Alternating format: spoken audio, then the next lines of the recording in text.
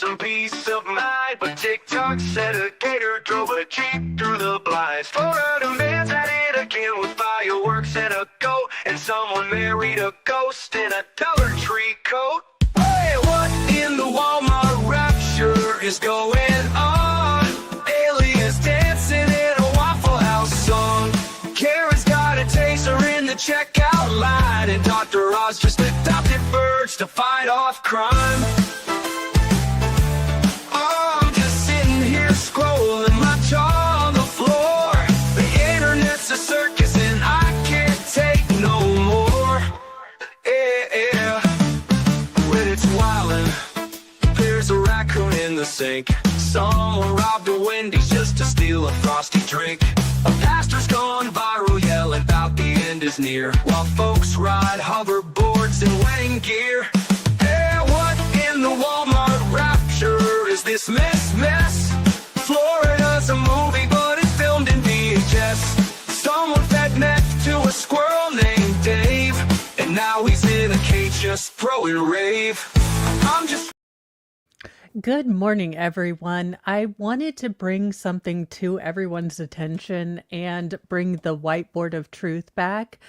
If you guys don't know, if you haven't been up since 4 o'clock in the morning looking all over the Twitter sphere and the YouTube sphere and everywhere else, but a very big member of LawTube, Nate, the lawyer, is struggling with a brain tumor and surgery.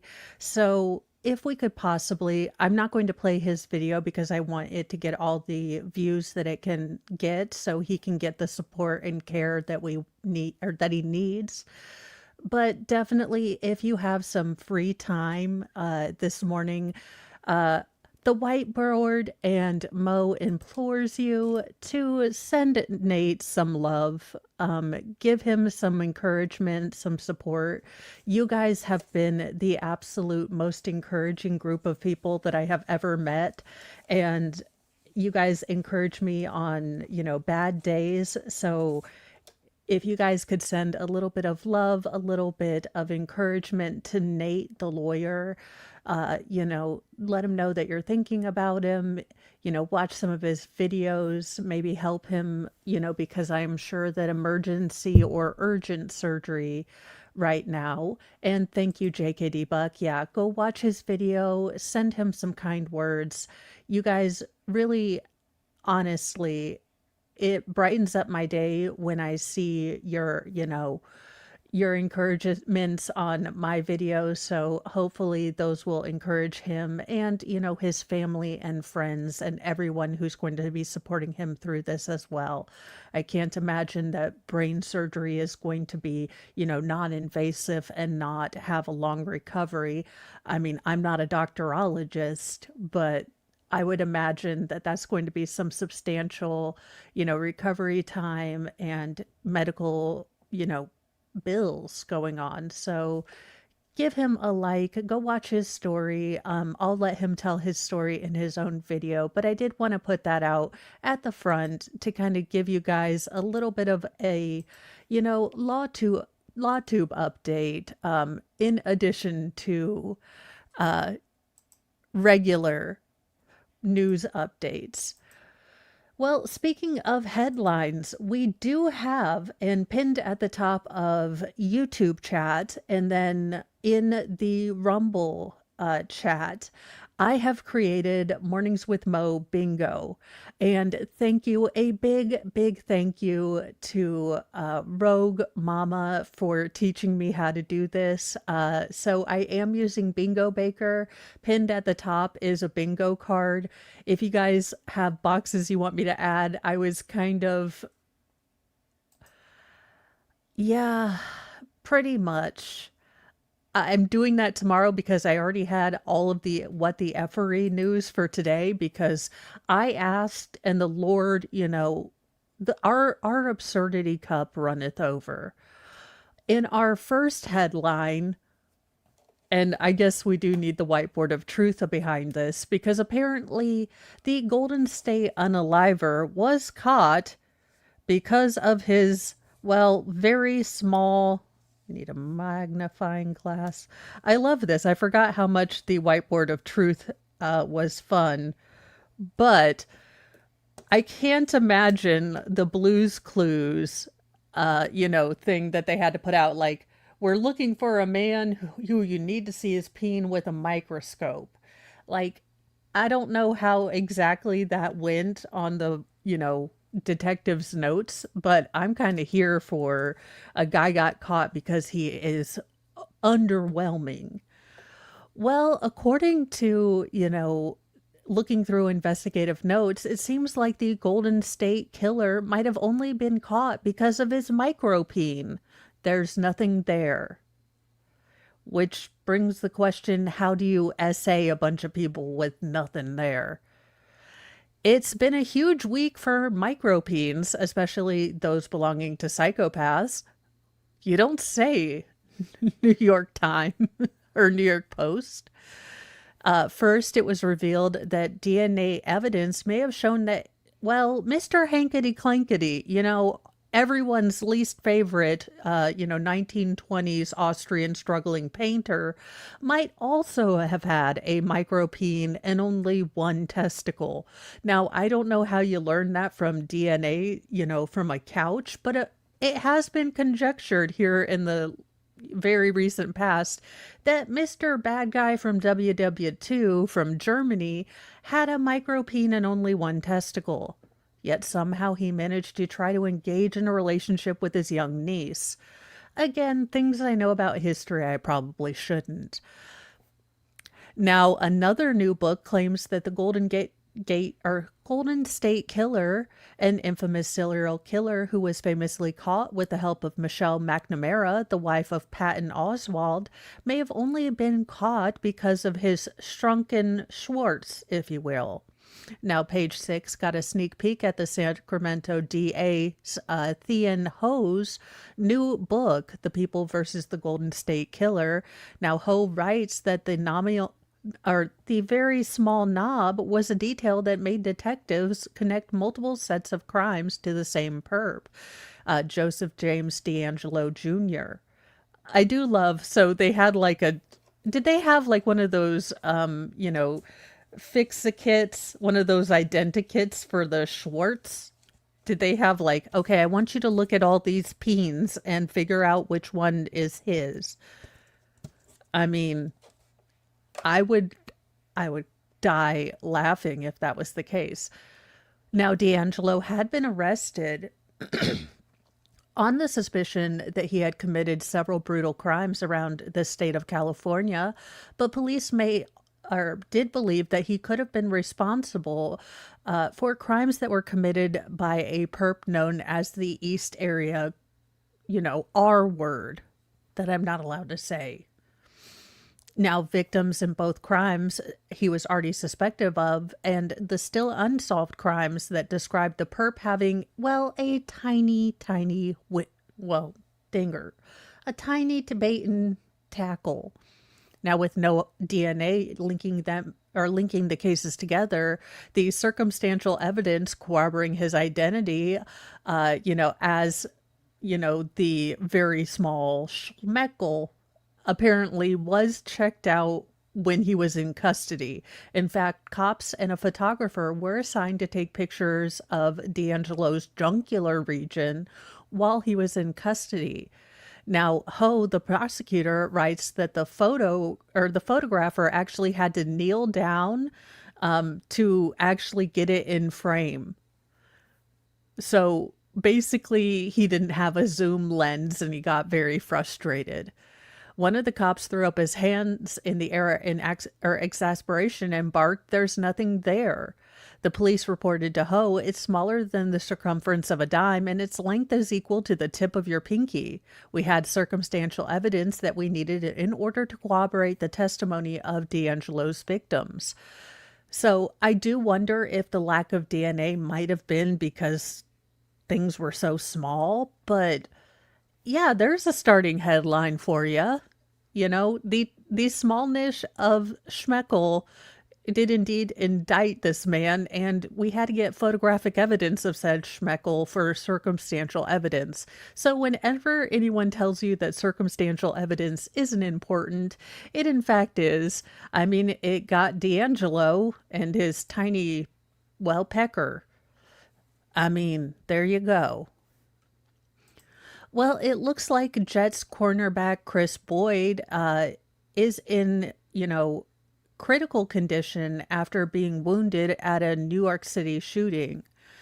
New York Jets cornerback Chris Boyd is in good condition after being shot twice in the guts outside of a celebrity hotspot in Midtown Manhattan, according to his friends. Now, he was in critical condition right after the shooting, but it seems like he has now been upgraded to at least good condition. So that is good. I don't know what the, you know, recovery rehabilitation is going to be. You will probably not see him out on the sidelines. I don't know a whole lot about football, but I'm guessing recovery from two gut shots might be a long and arduous one.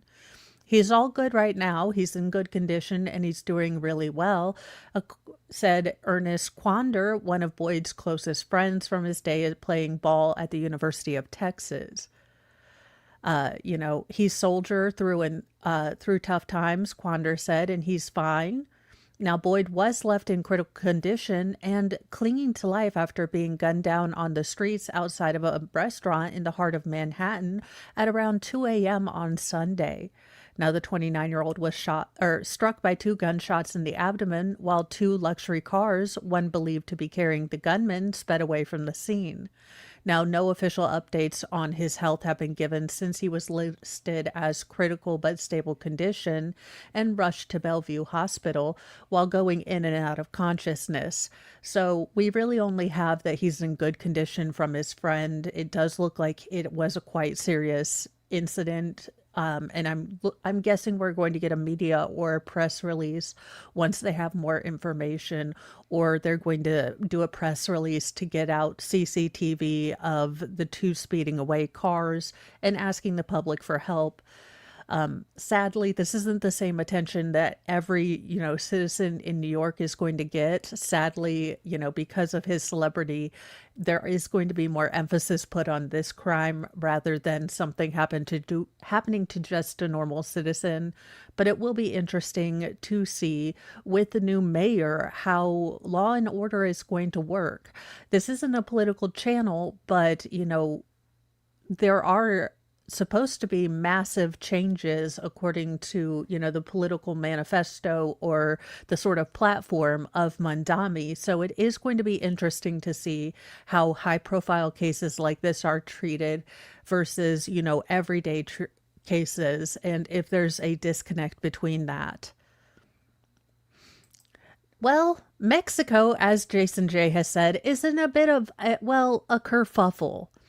Thousands of Mexicans have been protesting against their government in clashes that have left at least 120 injured. This was going on all this weekend.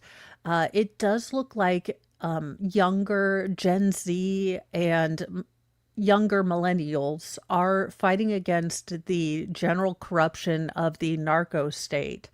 That after a lot of the anti-cartel politicians this year have been unalived by said cartel. So it looks like the regular everyday citizens are getting a little tired of it and have decided to revolt. At least 120 people, 100 of them police officers, have been injured in clashes during anti-government protests in Mexico City. Now, thousands of demonstrators marched through the Mexican capital on Saturday to protest against violent crime and President Claudia Sheinbaum's government. Now, I would just like to say that the name Sheinbaum is not the first one I would ascribe to the president of Mexico. And I'm just saying Scheinbaum is not a name that you always associate with Hispanic culture.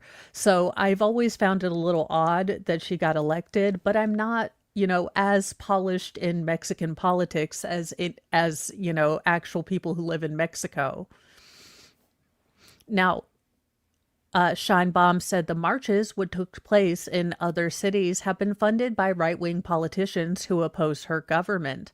Now, the rally was organized by Gen Z youth groups, drawing support from citizens protesting against high-profile killings, including the assassination just weeks ago of Uruapan Mayor Carlos Manzo, who had called for tough actions against cartels. Now, demonstrators dismantled parts of a barrier protecting the National Palace where Scheinbaum lives. Police protecting the compound used tear gas on the crowd. Now, authorities ended up arresting 20 people for crimes including robbery and assault, and Mexico City Security Chief Pablo Vasquez says that he is working to maintain order and things like that. Now, protesters waved banners displaying messages including "We are all Carlos Manzo," while others wore cowboy hats in tribute to them. So this is definitely a big thing, and this goes with Madagascar, with Myanmar, and with several other different countries where we are seeing Gen Z rule really taking out corrupt governments. So this could be something that turns into, something bigger. And it could destabilize the politics of Mexico. Now, again, I am not a politicalologist of Mexicology, okay? So I don't know the ins and outs. I only know the very basic overview that people are very mad with the people that are wanting to fight against the cartels and actually rid the government of cartel or narco influence have gotten killed at an alarming rate during Scheinbaum's tenure thus far. Now, Manzo was shot on November 1st while he attended a Day of the Dead festival. He was known for speaking out openly about drug trafficking gangs in his town and cartel violence. He had been demanding tough actions against cartel armed members who terrorize the country. Now, Scheinbaum has been acting against cartels but resisting calls for yet another all-out war on drugs.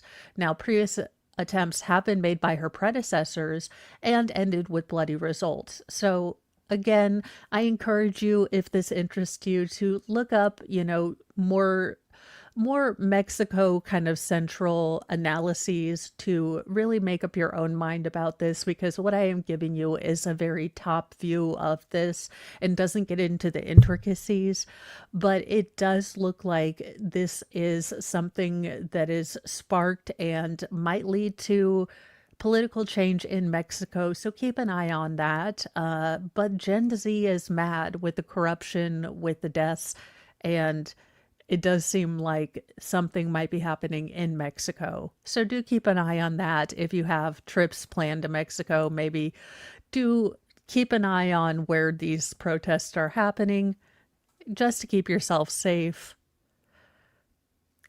Well, I mean, he picked his last meal. Let's see if it would be one that we would eat. Well, a triple unaliver ate his final meal, and it included egg rolls and a chocolate cake before being taken out by the firing squad. Why would you choose firing squad? I mean, I don't know. A South Carolina triple murderer, Stephen Bryant, ate his final meal before, shuffling off this mortal coil by way of firing squad. Now, Bryant, 44, was pronounced dead at Broad River Correctional Institution in Columbia, South Carolina on Friday, November 14th at 6:05 p.m. He had chosen the firing squad over the lethal jab, or electrocution. So he did have three options to choose from, and he decided firing squad, which isn't the side order that I would order for anything. Now, for his final meal, he opted for mixed seafood stir fry, fried fish over rice, egg rolls, stuffed shrimp, 2 candy bars, and German chocolate cake, per the Associated Press. Now, the unaliving by state mandate was carried out by 3 prison employees. There were 10 witnesses present, including several members of the family of the victims. And Bryant made no final statement.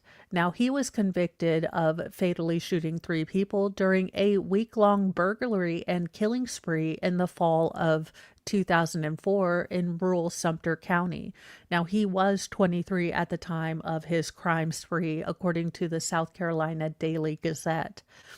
Now, Brian first unalived his 36-year-old co-worker, Clifton Gainley, on October 9th of that year, then burglarized his home.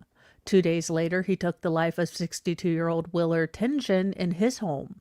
Now, Bryant left notes written in blood on the walls of Tenjin's home, one of which read, quote, "Victim number 4 in 2 weeks, catch me if you can." So this dude was all of the, can we say, Timu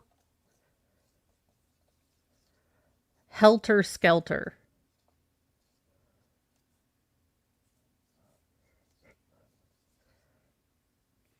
I mean, the writing things in the victim's blood seems to be something very, very, I want attention, I want to be infamous. So it does look like he had those sort of characteristics of wanting to become infamous.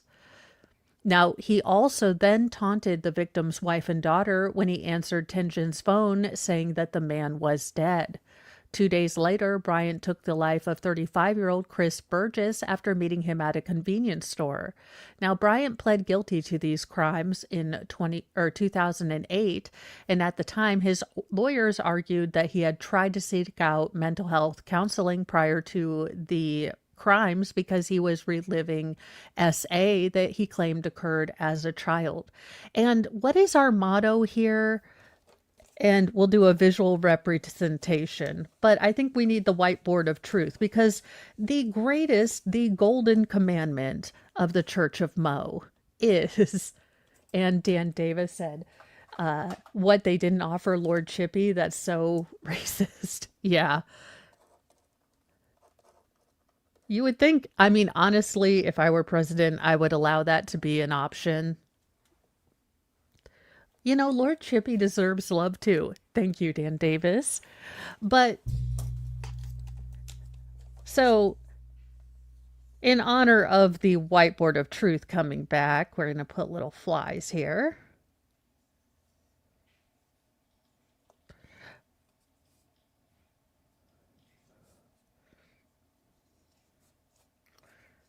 For a visual representation so people can understand what the basic commandment of the Church of Mo is, clearly represented here. All right, so whatever bullshit is going on in your life, notice the little flies around the boo poo, doesn't mean you get to then put it on top of someone else. So BS that you're dealing with, your stress, your current dramatic, stress reactions are not a license to shit on other people. For the love of Cheetos, I have no idea why this is. And this is not to negate the fact that, yes, anything done to a child can have enormous ramifications on the adults that they are going to become. But I have known people that have had childhoods that would make James and the Giant Peach look like a bedtime story. Okay, so, and they go on to be the nicest, kindest people. So people are really getting compassion fatigue. So whatever crap you're dealing with does not give you the license to crap on other people. That is the main commandment of the Church of Mo. And I think I speak for all of us when I say, just live by this one rule and we'd all be nicer. Now, Bryant is only the third person to be unalived by firing squad and the 7th overall in South Carolina this year. So, firing squad, not a big one. Now, Bryant's attorney, Bo King, stated that his client's final wish was that no one be rejected from accessing mental health support simply because they cannot afford to pay. And while this is a great idea, there has to be a structure of payment somewhere because then you are basically forcing therapists to work for free. So I get that there should be subsidies.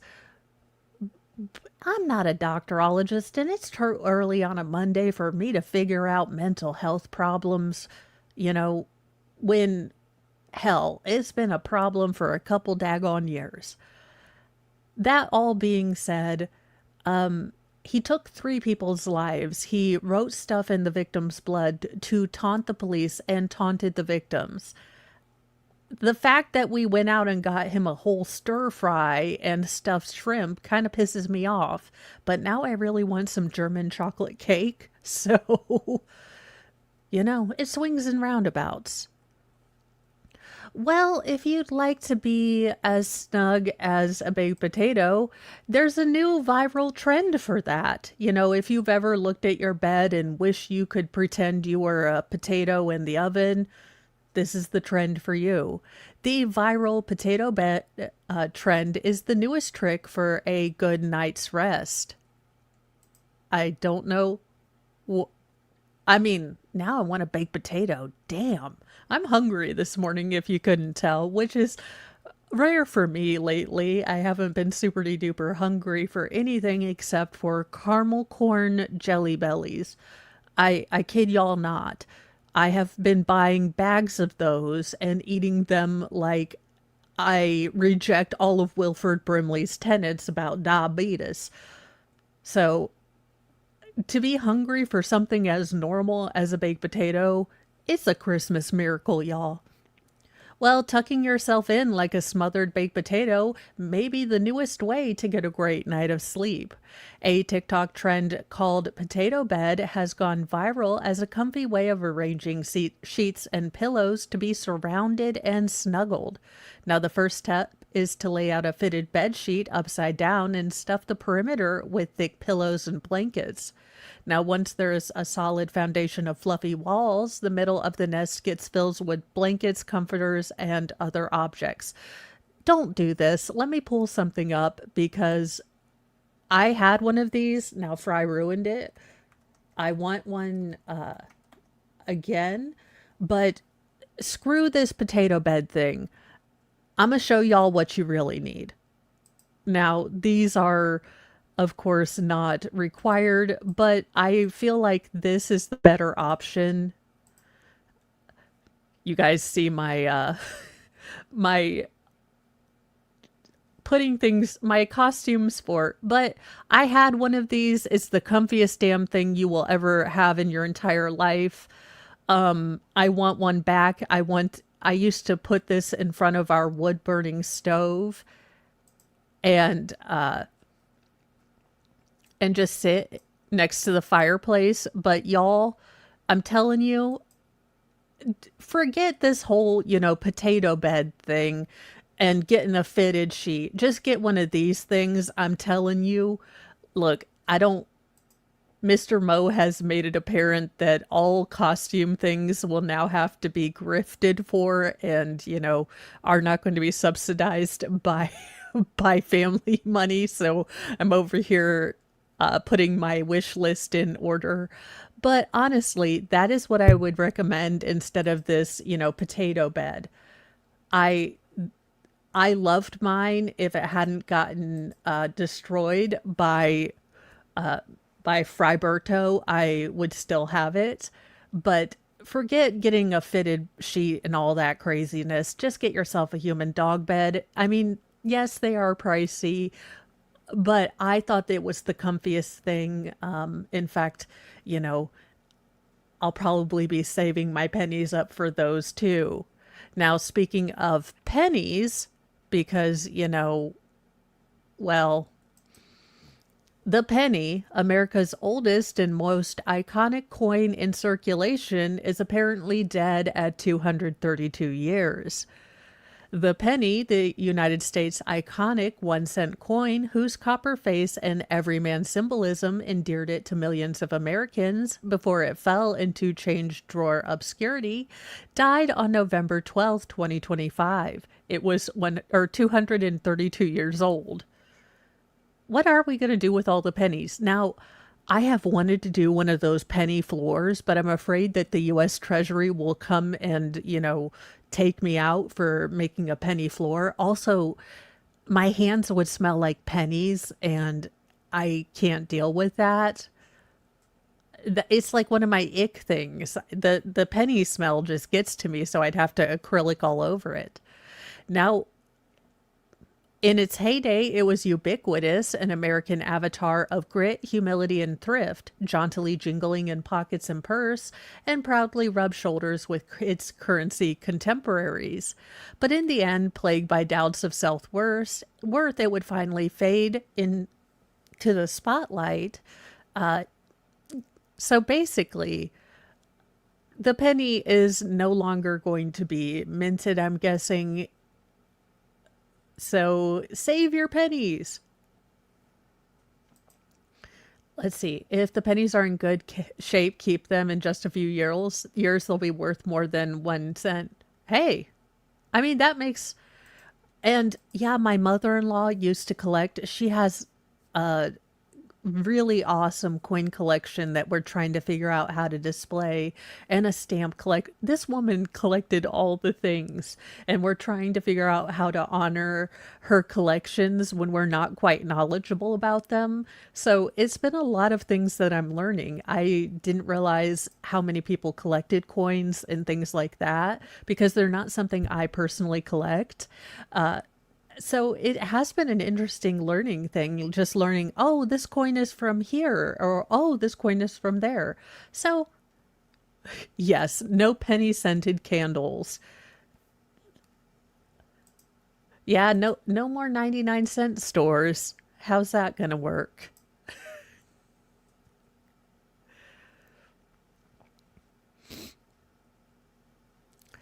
Well, in a case that's probably going to be coming to a trial watch soon, we have the body of a missing 14-year-old found dead in an RV behind her home, with a suspect being arrested.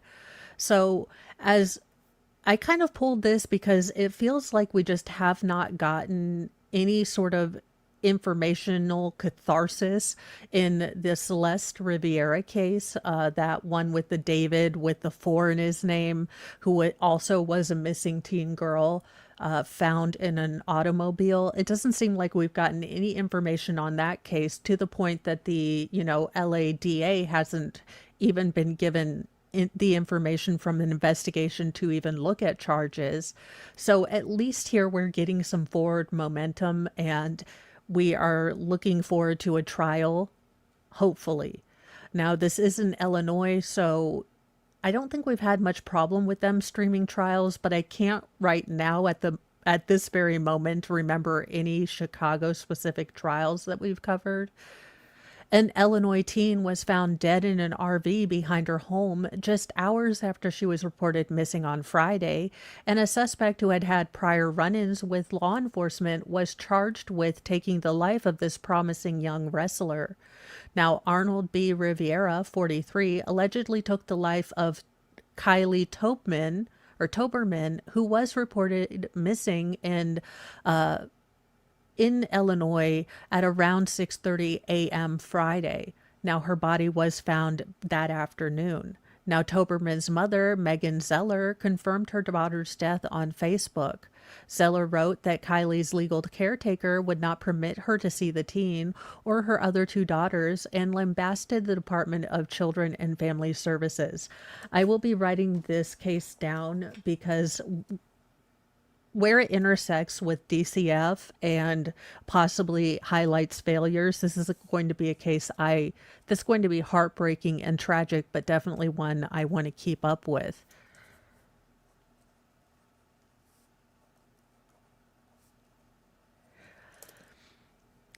I was young and dumb, and I thought I could trust someone. Now my baby's an angel. I will not shut up or stop till my child gets justice, Zeller wrote on Facebook. Now, I do understand that sentiment, but I also have to question why this mother did not have custody of her children. Now, through the Tim's case on Megan Fox's channel, we've seen where DCYF can be very, very overzealous and, take children with medical issues from parents. If this is that case, then that is also another separate injustice we need to look into. Or if there were actionable reasons that this young girl was taken out of the mother's custody. And then does she bear some of this blame? I don't know, but it's definitely going to be a case I want to look into more. My baby was so beautiful, intelligent, and caring, the heartbroken mother wrote in a separate post. Now, it is unclear as of this time if the girls were formally adopted by their guardian through the care service or if they were placed in familial care with related friends or family. Zeller also dropped crumbs of information about Kylie's living situation and family tree, and she clarified the man who shares Riviera's last name is her daughter's uncle, though it's unclear if the two men are related. Now, Riviera was previously charged with burglary and criminal CSA of a child between the ages of 9 and 16 in 2000. Now, both of those charges were dropped in exchange for a guilty plea on a separate case where he was charged with aggravated battery in a public place. So basically, they dropped the burglary and CA allegations or crimes against the suspect that they have now in custody because he had committed aggravated battery in a public place, and that was the bigger crime they wanted to give him, I guess. But it really does seem like this is going to be a very dense and kind of what do you say you do here? Who was in charge of things and who is going to accept culpability in this is going to be something I want to watch. Now, according to court documents, he did serve 30 months as part of his deal, but was right back in court in 2008, pleading guilty to possessing a stolen vehicle. Then he was only slapped with 24 months of probation. So this gentleman seems to be very aware of the criminal justice system and that he will basically get away with stuff, which maybe gave him the confidence to crime at such a level that he thought he would be able to get away with red rum. But it seems like someone somewhere dropped the ball many times on this case. Now he is facing charges of first-degree murder, aggravated criminal SA, and concealing a homicidal death. So this will be a case that will definitely be interesting to watch. Now he is scheduled to be arraigned on Monday morning at the Fayette County Courthouse, and he is being held without bond. It's with a heavy heart that we share the news that we lost one of our wrestlers, Kylie Toberman, yesterday, the Vandal Wrestling Takedown Club wrote on Facebook. Our team and community are grieving the loss of such a sweet, bright young girl. So definitely, I hope that the school community, her friends and family are giving the support that they need. Definitely her young friends. I do know that, a lot of times we don't know how to talk to kids about loss because it's something that's so hard for us to deal with that we have no idea how to have these communications. And when you're forced to have these communications about loss, about the horrible and unfair things that happen, it can be really hard. But as someone who's had to have a lot of those conversations, try to be on their level. Explain it the way that kids can understand. Not to, toot my own horn because I was, grasping around in the nebulous darkness when I had to tell my older two daughters how their father had passed. For when they were younger, I basically said that his spirit was sick. He was dealing with addiction, and the girls could understand sickness as a concrete thing. So I just said that his spirit was sick because how do you explain addiction to a little kid? I mean, it may not be the best thing. I'm sure Dr. Phil would have a lot to say about how I engaged in those conversations. I don't really care what he has to say to me, but I will say as someone who's walked through that and had to talk to kids about loss, it's a lot harder than it looks, but we still need to do it because these are big things. And if you're able to put it in a way that kids do understand, it does take away that mystery, that fear, that sort of what should I be doing here? Letting them know it's okay to be sad. It's okay to feel angry. It's okay to be any number of things. And I'm sorry too, but it's also given me the wisdom, to give people this advice, and say that, hey, sometimes dumbing it down, making it something that kids can understand at the level they are, is honoring that event and waiting to tell them more specific things when they're older and can get wisdom from that. That's the way I've generally operated. So I will say that it's not easy to have these conversations, but I hope the school and the family members of the students that lost their friends are able to connect with their children and walk them through this time, as well as the family members and things like that as well.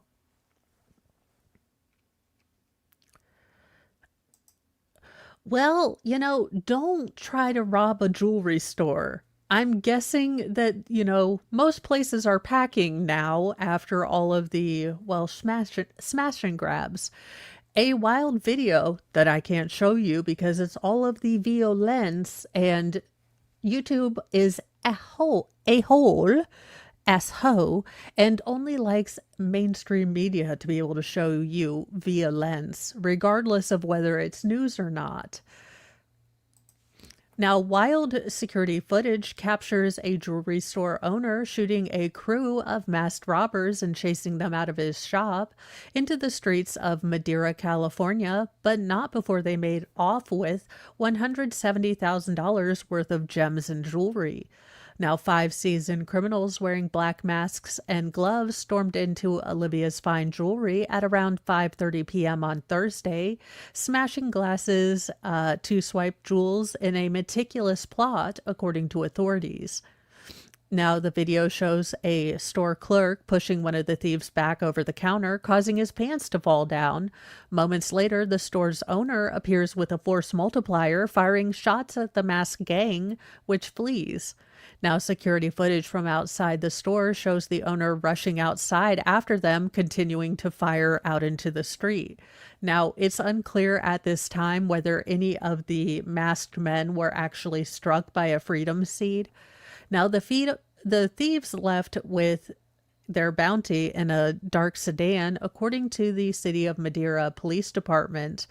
It's a shocking, it's shocking to the conscience, said Police Sergeant Blake Short. It's scary to the shop owning family because it's a mom and pop store, with family being your own employees. It's your business and your livelihood. This was definitely meticulous, Short said of the heist. It was well thought out and didn't appear to be the first time for this group of masked individuals. Now, the investigation is ongoing, and police are currently hunting for the suspects who ditched their getaway vehicle outside city limits. But yeah, a lot more store owners, regardless of the locality's prohibitions on self-defense, are going to start packing because police seem to be impotent in catching these thieves, in helping, citizens keep their livelihoods. So it will be interesting to see if this case actually gets solved. Now, I don't have the exact ratios in front of me right now, but I do know that California's robbery case closes versus the cases that are still open is monumentally bad, but I don't have those exact numbers. So let's hope for this family's sake that they get all of their items returned and can go back to being just a regular mom and pop store. Now, we don't do politics here, but this is a big story and it is going around. Now, I tell you guys to go make up your own mind. I have my own personal thoughts on Ukraine, but I, keep those out of there. But it does look like a legitimate golden toilet scandal, and that Zelensky is facing the deepest crisis yet, as allies have been accused of a $100 million wartime scheme. So there are allegations coming out that people close to Vladimir Zelensky have basically engaged in money laundering or taking a lot of the donations from other countries. Now, this has kind of been an open secret, at least in my personal opinion. It has been no secret that Ukraine or the Ukraine has been one of the most corrupt countries for a long time. Now, I don't know where you fall on either side of the political divide, but I kind of fall in the divide of where the hell is my money? That's where I fall. Ukrainian leader Vladimir Zelensky is battling the deepest crisis of his presidency after a money laundering probe named members of his inner circle, including an associate accused of living in golden toilet luxury, a former government official has claimed. Now, their comments came as the president faces increased scrutiny over the investigation that agencies said Monday involves associates linked to a plot to siphon about $100 million from Ukraine's energy sector during the war with Russia. Ukrainians don't have any motivation to fight right now because of enormous human rights violations and also because this corruption has now been exposed, said a former official to Fox News Digital. Now, again, I don't know that we have concrete stuff, but it does look like is substantial circumstantial and paper trail documentation that corruption of some form did go on. Whether it was the full 100 million, I will have to dig more into the paperwork, but it does look like there is now concrete proof that some of the foreign funds that were, donated or given to Ukraine went directly into President, Zelensky's inner circle rather than helping with anything. Now, as I always tell you, I don't know enough about Ukraine or Russia to give you guys my own hot take. I encourage you to look up this story and go to different sites to see how they're covering it. That being said, it does look like this is the first actual concrete information beyond speculation that we have. So this could be a major, major issue going forward with, it's multifactorial.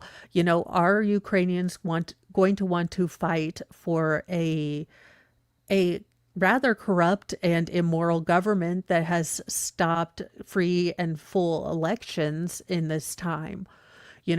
Are the countries that donated funds to help in the war effort going to demand regular accountings of where this money's gone?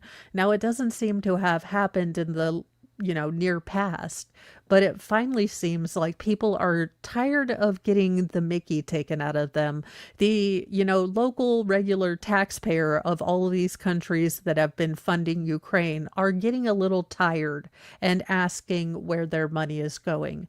So I foresee this, if it's given the attention that it needs, definitely I foresee this being a lot of the stories, a lot of the leading headlines on mainstream media, depending on who and which outlet you cover, and completely ignored by other outlets. But I would encourage you to do your own digging and, make up your own mind. I just bring you the headlines. I don't tell you how to think. But I can tell you, I stand as a person like, where the hell is my money? If I have to explain to Mr. Mo why I want, a new outfit from my new anime obsession, I have to explain it to him and make it make sense. I don't understand how governments don't hold the same accountability. But, the government not being accountable, it's another day that ends with a Y. What can I say? Well, if y'all had this on your bingo as the headline that you knew was coming for today, I would go buy a lotto ticket.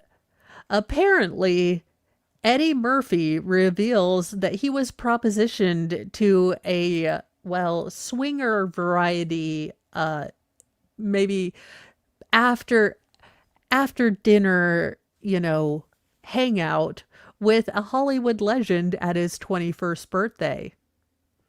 and you'll never guess the legend. But here you go. Buckle in, you guys. We're learning more about Holly Weird every day, and it's just getting weirder. Throughout his career, Eddie Murphy has some memorable celebrity run-ins. In Netflix documentary, Being Eddie, the actor and comedian, now 64, recalled a sexual proposition from Yul Brynner. Yeah, that's right. Yul Brynner from The King and I propositioned Eddie Murphy. If you had that on your bingo card, you go buy a lottery ticket because you're on top of things. My 21st birthday party I had at Studio 54, Murphy recalled.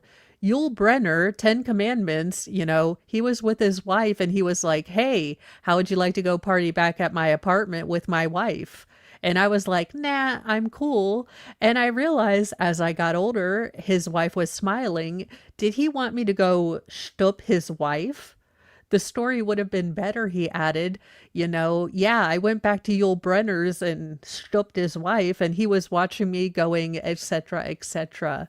Now, Brenner passed away in 1985 after a long battle with lung cancer, so I guess they missed their opportunity to do that. Now, ahead of the documentary's release, Murphy also sounded off about how fake Hollywood was. Y'all all play at being adult pretenders. I don't understand how that could be bad. Congratulations, Billow Balls. And I have tried to put everything I can think of on the bingo card, but if you guys remember squares you want, I'll put them on there. It can be edited, so that is nice. So there you go. Yul Brynner and Eddie Murphy, the swinging story that never was, but could have been. I mean, it's going to make it really weird to watch The King and I. I'm just going to tell you guys. Shall we dance? Trading places with Eddie Murphy. He was going to stoop my wife. Stoop my wife. Yes, I did add that. Whiteboard of Truth did get added this morning because Y'all, I don't know how this happened, but I was bitten by the 2 type A function bug yesterday. The original Mo setting of hyperneuroticism and hyperplanning, it all came back yesterday. I had like a list of things to do and I did them. It was the weirdest thing I've ever experienced in the last 5 years. But maybe my inner type A is coming back because I'm all planny and on top of things ish.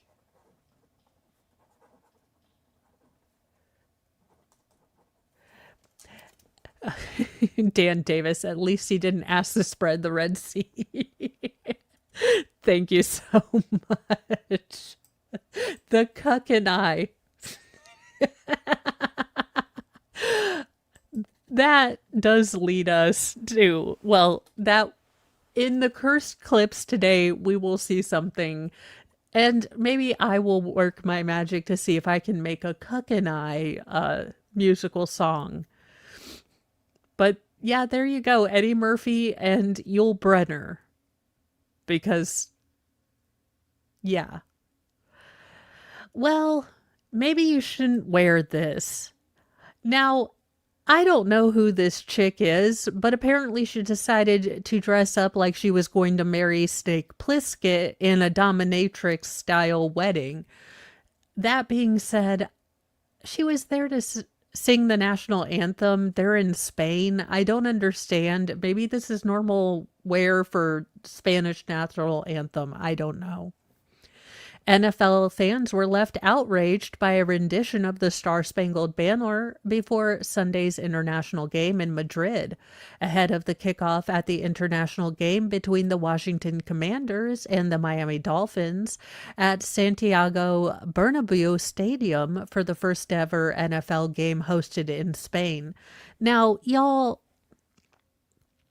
I have a question. Why is the NFL in Spain?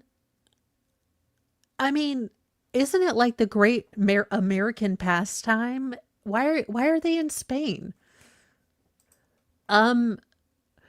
Ego points. You can Get the ego points that you have outsmarted today's wacky headlines and won bingo for yourself. Now, apparently, American pop singer Karina Pazan. Look, I don't know this chick. She's not in my genre, but I don't care. I mean, if she wanted to dress up like Snake Plissken's wife, I really don't care. I don't watch the NFL. I mean, I'd rather not look at your hooch magooch, or possibly get a view of it when you're talking, when you're singing, "Oh, Zay, can you see?" I'd rather not be looking to make sure I can't see your lower lady lips. That being said, I'm not her mom. I'm not her grandma. I'm not her auntie. So I'm not going to tell her what to wear. But there you go. People are outraged because you can definitely nearly see to the lower lady lips in that dress. But I'm more confused as to why the NFL is in Spain.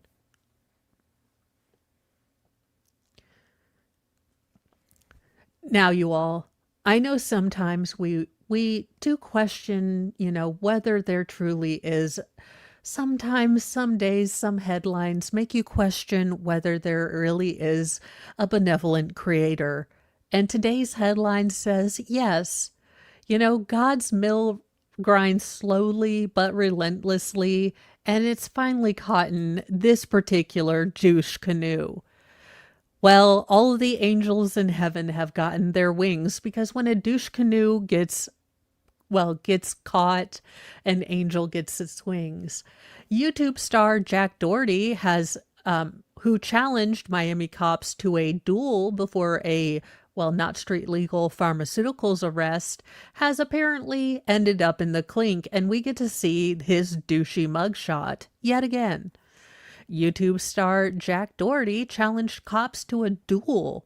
Yes, a duel, as you do, while standing in the middle of a Miami street just moments before he was arrested on drug charges on Saturday, according to body cam footage, which we shall probably be watching a little bit later this week on Body Cams with Mo, because that's happening. You think you're funny? You're going to be funny getting out of the effing street. I don't know who the F you think you are, bro, a Miami Beach police officer said to the 22-year-old douchebag, according to a video posted on TikTok. Now, Doherty was arrested early Saturday after standing in the middle of the street on Miami Beach. He was found in possession of amphetamines and faces drug possession and resisting officer charges. I was just trying to walk up the street, a nervous-looking Doherty, who was fiddling with his phone, said as cops arrested him. Now, the TikTok video showing the moment Daughtry was cuffed seems to have gone semi-viral. Everyone loves when a schmuck gets his comeuppance. All you had to do was get on the effing sidewalk, that's all, said the police officer. Now, the video showed the influencer, who boasts 28 million followers across YouTube, Instagram, and TikTok, gearing up to film one of his bizarre and just aggravating prank videos. Cops arrested him and seemed to, try to stop these shenanigans he was wanting to pull off. Now, again, I think that the world is healing. Keep this Doherty in prison until his frontal lobe kicks in. Now, guessing by his maturation rate thus far, he matures in reverse dog years. So for every 7 years of linear growth, he matures or maturates just 1 year. So I do feel like he's going to be in prison for a long time before he even gets to double digits. But as he has the mental capacities of a 7-year-old right now, I mean, let's wait till he's 13 to let him out. But there you guys go. This douche has been, arrested again. Whether this is going to actually lead to prison time or what have you remains to be seen, but seeing a douchebag cuffed always makes my day. Well, We didn't think we were going to get through an entire Monday without the Kardashians ruining everything. I mean, if this was Deep Space Nine, it would be the Cardassians, and I would much rather talk about the Cardassians, but it looks like we're getting a blast from the past from Kardashian legal kerfuffles. Well, it looks like Ray J is countersuing Kim Kardashian and Kris Jenner over the alleged Smex tape, claiming that they violated an alleged $6 million settlement agreement. I mean, the Kardashians and the Cardassians ruin everything. Change my mind.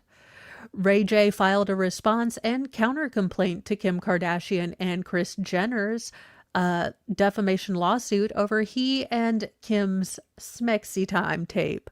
In his November 13th filing, Ray J, aka William Ray Norwood Jr., accused Kim Kardashian, 45, and Jenner, 70, of a breach of contract for allegedly violating the provisions of a $6 million settlement agreement that they entered in 2023 over the Smexy Time tape.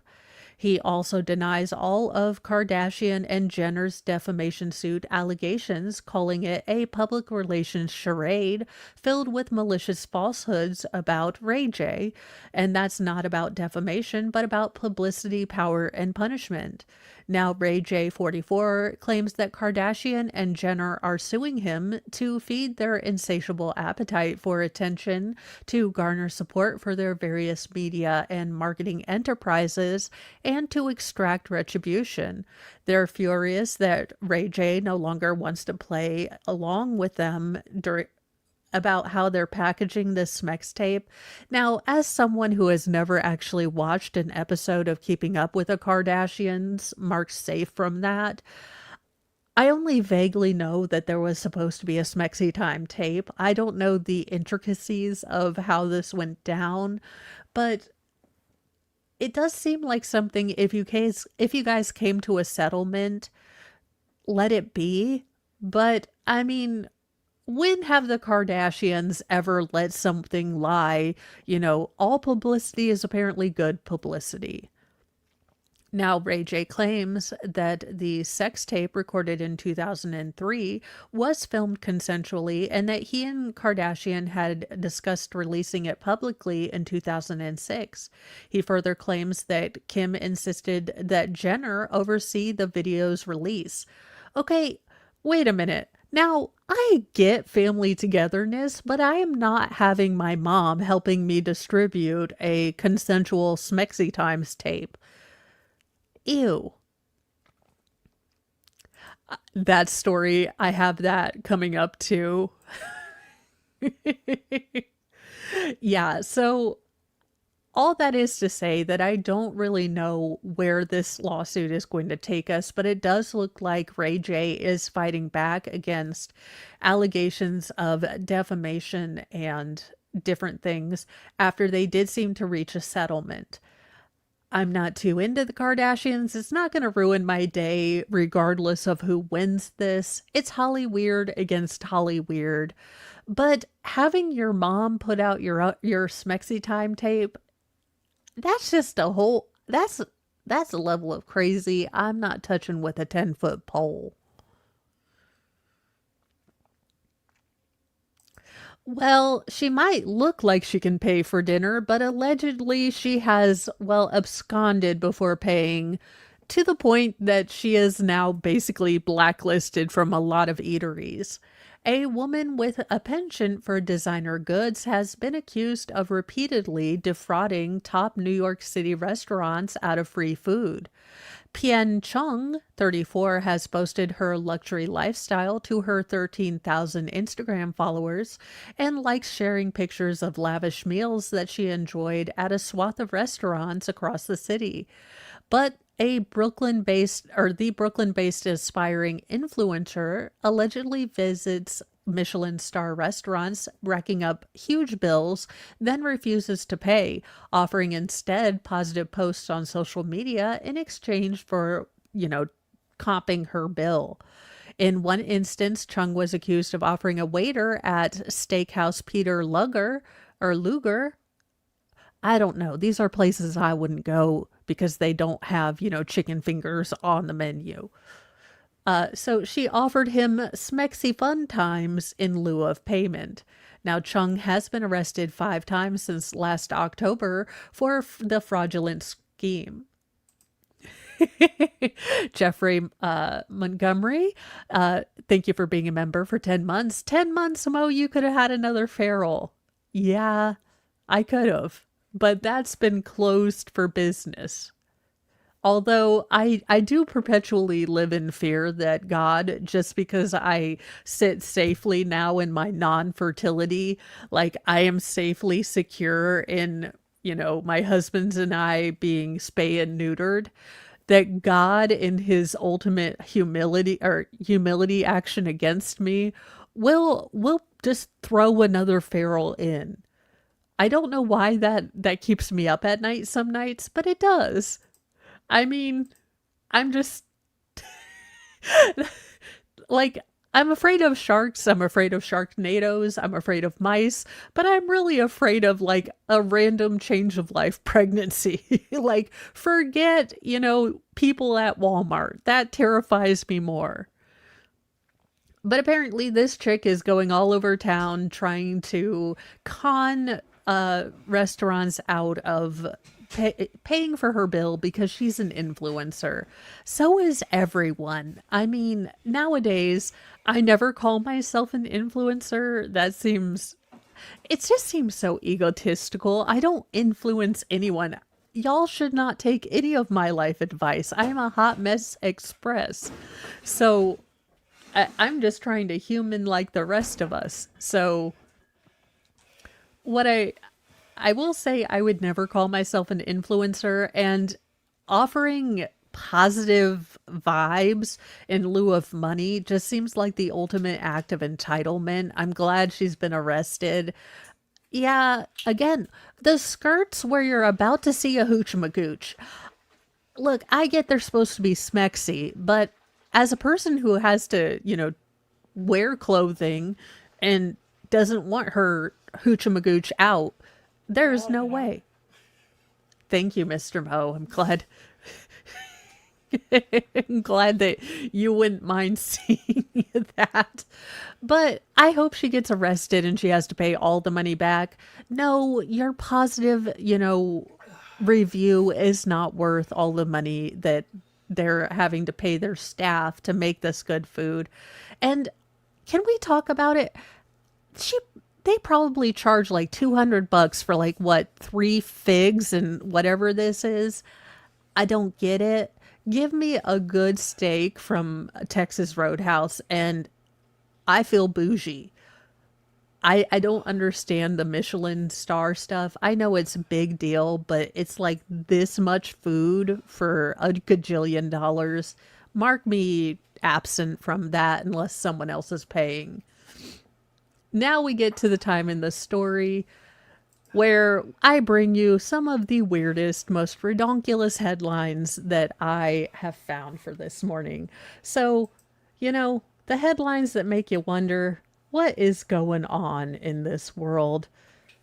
I found them. Let's hope that final form Jesus can keep us safe from them. The G-Keep its grove, thou glowing shrine of thirst traps, scams, and dollar signs. We chant in tones both grim and low, for virtue fled a long time ago.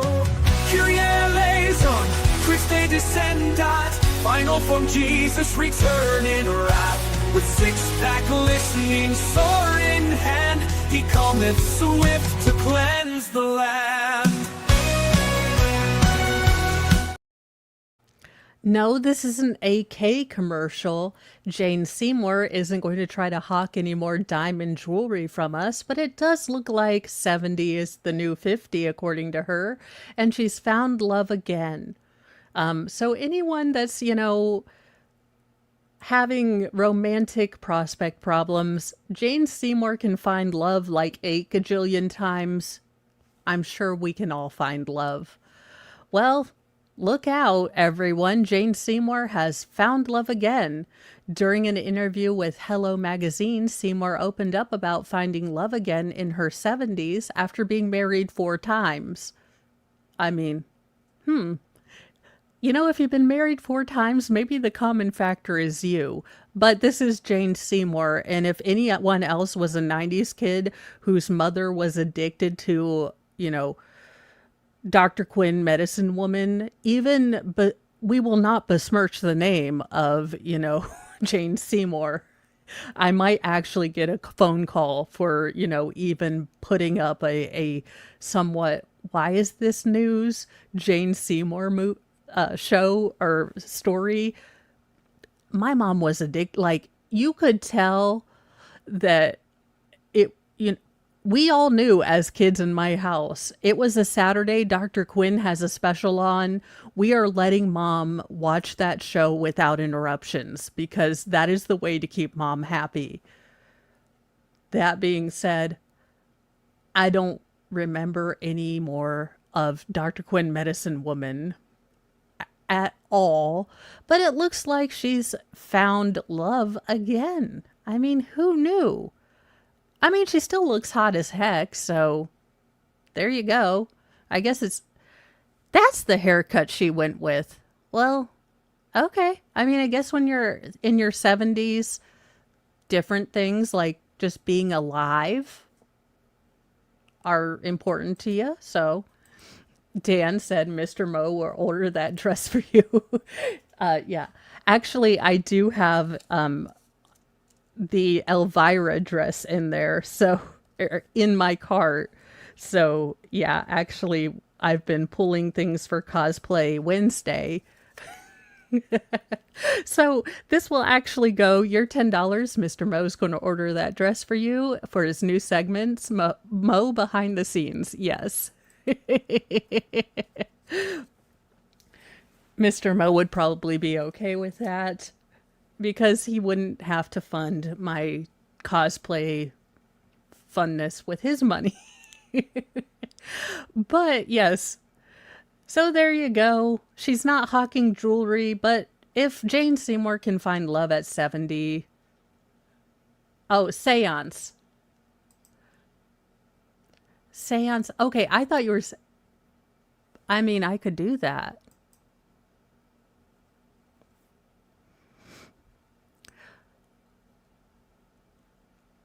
Well, apparently checking out or checking perverts is an arrestable offense. A DoorDash driver, Livy Rose Henderson, was arrested for posting a video of a customer with his pants down. I have so many questions about this. The controversy surrounding a SA claim leveled at the company DoorDash has taken a dramatic turn after the man at the forefront of the viral outrage was arrested on charges of felony offense. Now, according to authorities, the woman's story did not align with the evidence, while what was began as a call for justice escalated into a criminal case. Internet users are still grappling to understand the twist in this story. Now, the controversy all began when a TikTok user named In Real Life Monster High Doll posted a clip on the platform TikTok on October the 12th, stating she was a victim of SA while she was delivering food. Now, she then claimed that her account was deactivated by DoorDash, the company, without any reason, as if the company had penalized her for being SA'd on duty. She reported the incident to police, but felt that her complaint had not been taken seriously. Now, the emotional clip went viral in no time as people rallied around her in support, calling for accountability from the company DoorDash. The clip went viral, so did calls for an investigation into the incident to confirm whether or not it was real. Now, according to the police account, the suspect, a 23-year-old woman named Livy Rose Henderson, visited a customer's address on October 12th to deliver food in a contactless drop-off manner. So apparently she was supposed to leave this on the porch or something and not interact at all with the customer. However, the driver proceeded to open the closed entry door and went inside. She found the customer asleep on the couch wearing his trousers down, and she recorded the incident but later blurred the footage on of the act on TikTok, claiming that she had been SA'd. So don't believe all women, don't believe all men, believe facts. And this is probably a good illustration of why we should wait for all of the facts in these viral stories to come out, because what looked like a woman being accosted by a pantsless man just out of the blue, turns out she went into this man's home without permission and took pictures of him being pantsless on his own couch. So, the internet can take things out of proportion. Who knew? Now, on November 10th, she was arrested for charges relating to 2 Class E felonies, unlawful surveillance, as well as dissemination of unlawful surveillance. Now, each of these charges has a potential penalty of up to 4 years in prison. And the police say that she illegally entered the dwelling where she recorded the private individual in a vulnerable state. Now, the company has gone on to confirm that the woman's account was deactivated for breaking safety protocols. And the company also banned the customer as well, as police indicated that the client would not be charged. So, this is kind of one of those caveat emptor, buyer beware. When these sort of stories of viral outrage come out, let's wait for all the facts before we jump to the conclusion that, this guy was a gross, creepy perv.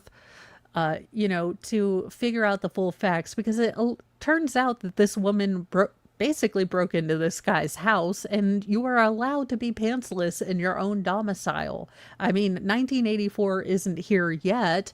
It's not a brave new world yet where you're not allowed to be pantsless. I don't I don't know why he got banned as well. It does seem a bit overkill, but let's take all of these internet outrage stories with a grain of salt from now on. Just a little bit, just a scotch, so we don't, run into cray-crayness.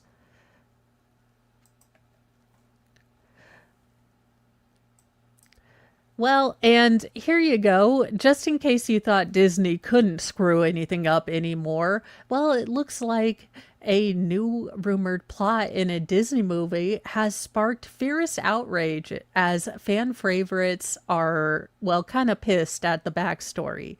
Now, for those of you who haven't been indoctrinated into the Disneyverse, there were a series of movies about the children of villains called The Descendants. These were kind of big movies about 3 or 4 or 5 years ago.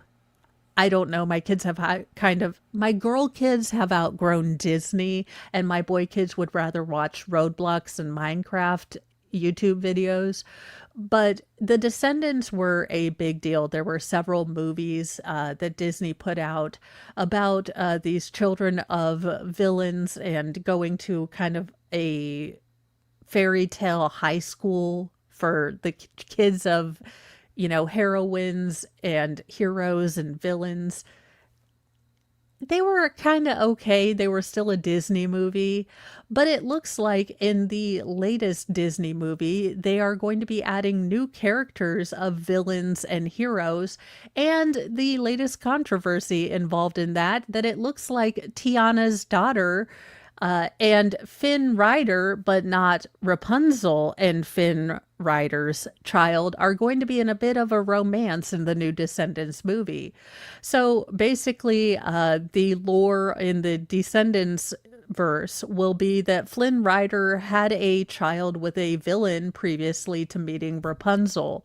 Now, a lot of people care deeply about this. Again, I don't get it. I really don't. But it does look to be drawing ire from a lot of diehard Disney fans who don't like the concept of Finn Rider having kids with anyone but Rapunzel. Yes, people are up in arms about this. Fictional characters who may or may not have actually gotten married. But there you go. Disney continues to not read the room about what people actually like about their characters and that people actually do kind of like morals and such.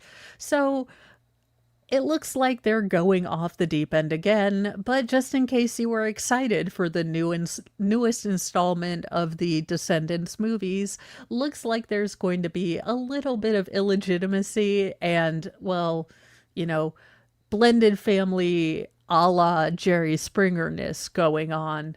Because that's exactly what you want in every tween movie, my two dads. But there you go. Disney misses the mark again. It's almost like a day that ends in Y, really.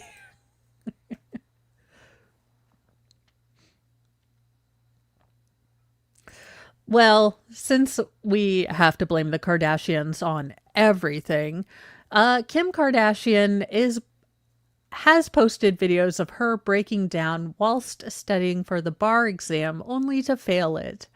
Kim Kardashian broke down in tears while studying for the California bar exam only to fail it.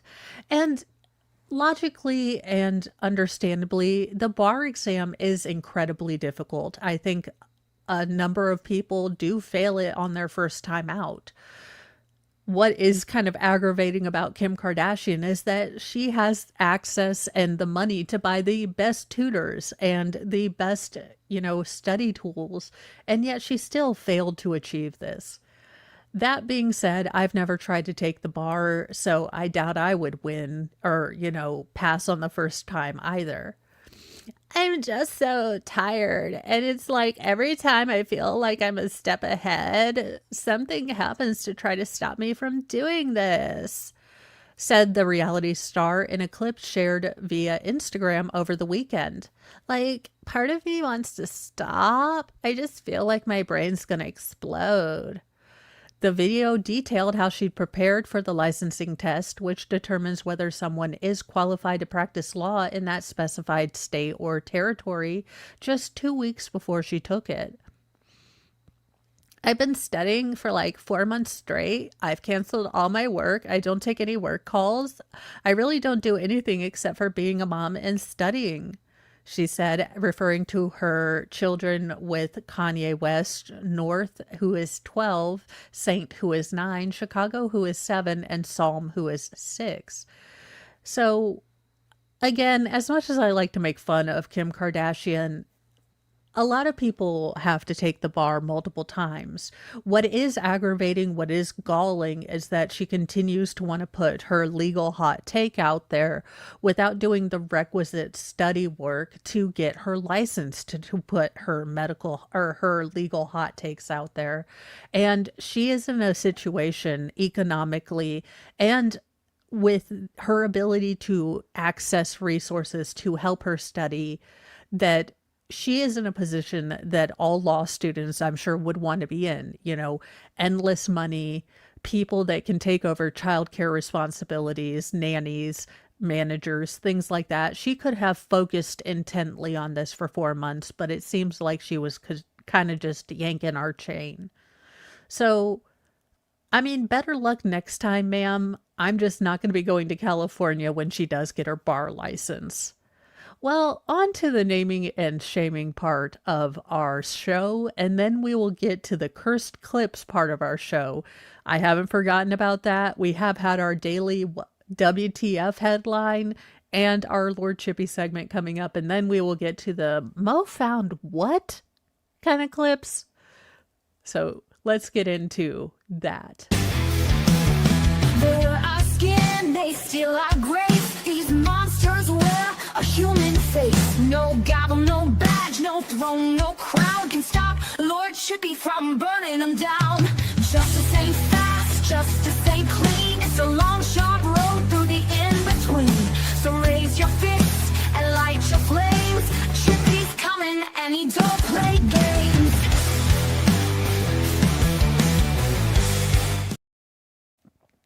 I mean, you ask and you shall receive. It was almost our cup runneth over of douchebags that ought to be named and shamed. But I always find these cases of medical neglect just absolutely aggravating. Having worked in home health care with adults with developmental disabilities, this should never happen. This should never cost someone their lives. And the fact that it did is absolutely aggravating to the core of me. Sit on the toilet. A disabled man died from 20 pounds of, well, impacted waste material after a group home refused to take his constipation complaints seriously, according to a lawsuit. So, again, just the absolute neglect shown here, the fact that his complaints, his own medical advocacy for himself was ignored is disheartening. Now, of course, these are all allegations made in a lawsuit, so we do have to wait for the actual, corroborating evidence to appear or not appear before we make our final judgments. But based on what this lawsuit puts out, I find it plausible that this could have possibly happened and be overlooked. A group home in Ohio that allowed a man with intellectual or developmental disabilities and a history of constipation go weeks without a bowel movement, leading to a massive impaction in his colon that weighed over 20 pounds and cost him his life, is being alleged. Now, the defendants did nothing to help James. A legal complaint filed by James Stewart's family charges accusing Clear Skies Ahead group home in Bezetta Township of causing the 41-year-old's entirely avoidable death. Now, Stewart had a history of autism spectrum disorder, bipolar disorder, and schizoaffective disorder with impulse control disorder. He was taking medication for all of his mental health issues and disorders, and those medications had the unfortunate side effect of causing severe constipation. Now, he was residing at Clear Skies because he needed daily assistance with his care needs and supervision to keep him safe in the community. Stewart died on November 15th of 2024 after complaining to staff about being constipated for several weeks up to a month before his system deteriorated so greatly that he had to go to the hospital. Now, for several days before November 15th, 2024, James had complained of abdominal pain and was not acting like himself. He was typically happy, friendly, and an active individual who brought joy to those around him. In the days and weeks leading up to November 15th, 2024, he was despondent, low energy, and complaining of abdominal pain. Now, Stewart allegedly showed visible signs of severe constipation, including bruising to his abdominal area that was noticeable upon just a cursory inspection, which was contradicted by Clear Skies saying that they didn't notice any signs. So it will be a he said, she said. But if they do have photographic evidence of these bruises, that's going to be an interesting thing for the care home to try to dispute.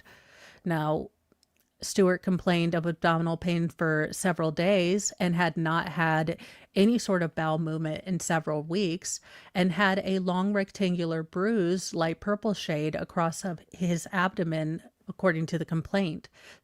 Clear Skies Ahead and defendant Fairhaven Industries Incorporated does not have a system in place for their staff to monitor or record bowel movements for residents, including James.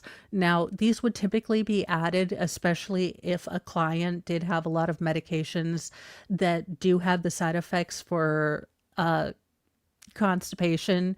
Generally, there would be a PRN, Metamucil or Miralax that you would have to give them.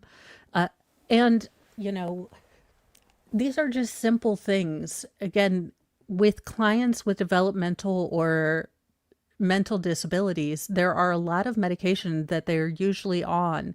And if he was on multiple medications with this particular side effects, that should have been caught by his care team. And a PRN, Metamucil, or Miralax should have been added to his daily regimen, or, twice a week, every other day. There should have been something in place. This is something that, you or I would do if we had medication side effects. And because the facility is stepping in to advocate for the client who is unable to do it for themselves, they should be the ones that are taking on these side effects and planning out for the care of the patient. This is absolutely negligent, in my personal opinion. Now, a staff member had instructed James to just sit on the toilet, according to notes that were documented by the workers. Even though he sat on the toilet for some time, James could not go to the restroom. A Clear Skies Ahead manager later found James in his room, unresponsive, not breathing, and with no pulse.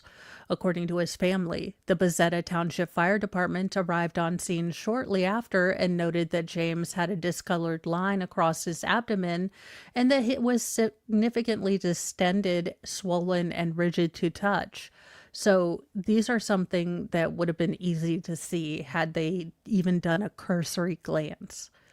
So definitely one of these lawsuits to keep up with, because there is definite evidence, 20 pounds of it, in fact, that they provided no care for something that could be easily taken care of with over-the-counter medication, prune juice, aloe vera juice, other things, gentle things to help him keep moving, and even those very basic level of care steps were not included. People are just a hot mess. I mean, some of these times the headlines, I have nothing but Satan. I got nothing but Satan. I know I did it. Teens who bragged on Instagram about taking the life of a 12-year-old girl sitting on her couch amid a beef with brother hear their fates. So this has already been adjudicated, and they are being sentenced in this article. Now, 2 Florida teens will spend the rest of their days behind bars for taking the life of a 12-year-old girl who was just sitting on a couch after they unloaded 25 freedom seeds into her home over a beef with her brother. Now, Matthew Rice, who is now 18, was sentenced to life in prison on Thursday for the 2023 murder of Mariah Smith in Lake City. A jury last month convicted Rice of second-degree murder and 2 counts of attempted second-degree murder. Last month, a judge sentenced 17-year-old Jaden Birch to life in prison after the teen was found guilty of the same charges in August, and a third teen, Jatarius Rashad Flellen, is still awaiting trial. Now, prosecutors reportedly said that Rice's DNA was on one of the force multipliers used in the murder. Now, school officials previously tried to address Rice's outburst and poor behavior about 40 different times in school, but it never really remediated his behavior, didn't really change his behavior at all. Now, the state described Birch as the ringleader. There's no homicide here without Jaden Birch, according to Assistant State Attorney Sean Crisfoley, at the sentencing on October 13th. It was from Jaden Birch's home that those individuals left to do what they did, and it was Jaden Birch who had the beef with Mariah's brother that started this. Now, Birch has expressed no remorse. Instead, he was prideful. Within an hour of the homicide, he's bragging on Instagram to a girl about how he did this to Mariah, and went further, taking actions to then cover it up, saying that he deleted the message, etc., not knowing that the police can still get deleted posts. Now, despite the evidence against him, Birch remained defiant. Honestly, didn't take that young woman away from her family, he said. I know the things y'all hear, and they make me seem guilty, but I didn't do that, honestly. I know y'all want justice for Mariah, but y'all got the wrong person. I'm innocent. Okay, your DNA was on the force multiplier. You were the one that had a beef with her brother, but you're all the innocent per Sarah Boone. Sure. Now, basically, this was senseless. I am glad that the youth of the offenders didn't get them out of paying for the crime that they did. Youth isn't an excuse. If you have this in your heart at such a young age that you would potentially take a life over honor over a beef, we can't have you in society. You are unsafe. We don't solve problems with freedom seeds, and you obviously feel like that's an okay thing. So yeah, I'm glad that their youth didn't lead to a slap on the wrist, because the family of the victim lost a little girl who had nothing to do with any of this crime, with any of the beef, with anything. And thank you so much, Sniper Hunter, too, for becoming a member. Welcome to the Church of Mo. We've got dark chocolate, sarcasm, and true crime. So we've got the trifecta of stuff to look at on the internet.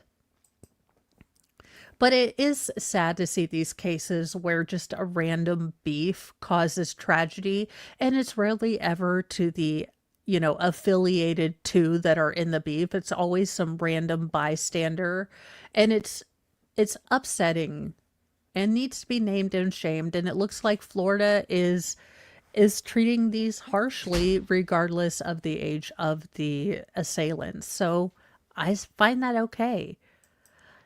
Now, with this mugshot, am I shocked?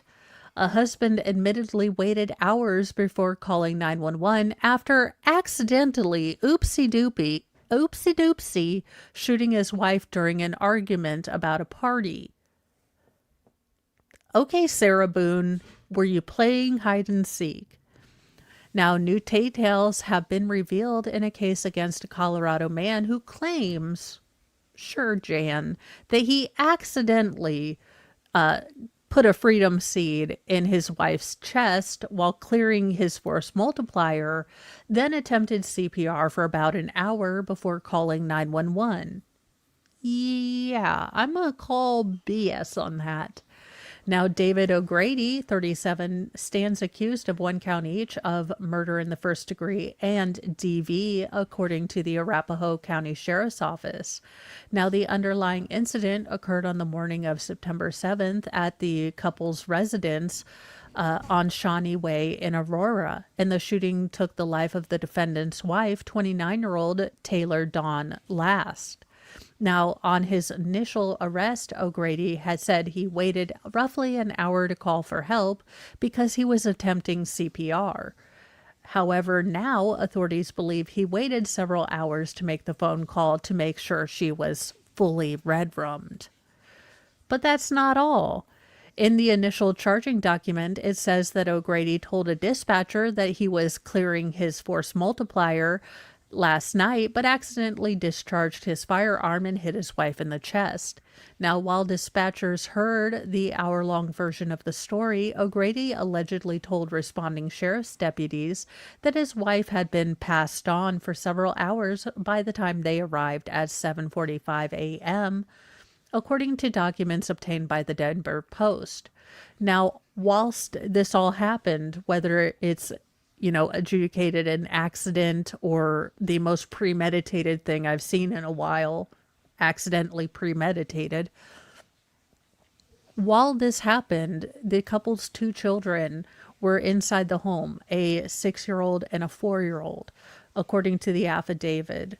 So this is going to be a terrible case. Hopefully the children do not have to be called to the witness stand. Hopefully they can find enough circumstantial and digital evidence to shield the children from having to participate in a trial in which they have essentially lost both parents, mother to death and father to potential criminal issues. Now, during his initial interview, O'Grady allegedly admitted that he and Last had been arguing about some sort of party, and as the argument unfolded, David said he knew that the force multiplier was loaded and fired a round into the bed. Then he claims that Taylor was coming into the room. He aimed it at her direction and pulled the trigger. Now, Last was struck by a bullet in the chest. Now, this does not sound accidental to me. If you have taken any force multiplier safety sort of thing, you do not point at something you do not wish to destroy. So this being an accident, oopsie doopsie, when he said he aimed and pulled the trigger, doesn't seem like that. Now, that being said, this we will have to wait for this to go fully to trial to try to dissect this. He is, presumed innocent at this point, but I am not buying the, totally unintentional, especially with the gap between the actual incident and when he called it in. It doesn't make sense. Something doesn't smell right here, so it will be interesting to see as this investigation develops further and moves into a trial phase, what they were able to collect as far as, evidence on this man, because this kind of looks all the sus. Well, we need a palate cleanser after this, so let's get to the cursed clips, the crazy things that I have found on the interwebs this Monday morning to share with you. Let's see here. Where is it?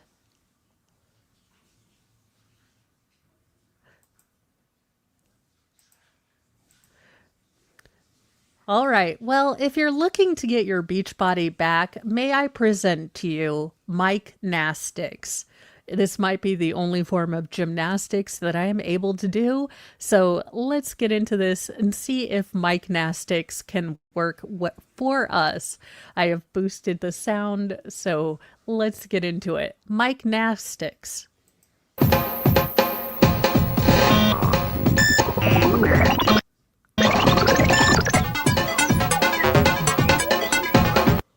What in the 1992 is going on here?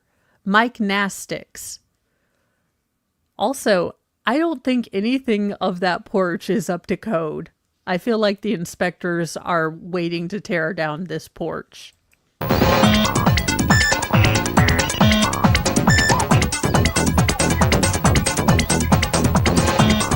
may wonder, Mike Nastics, what is that? Well, it's meant to be some... No, I have a bigger question about the skullet.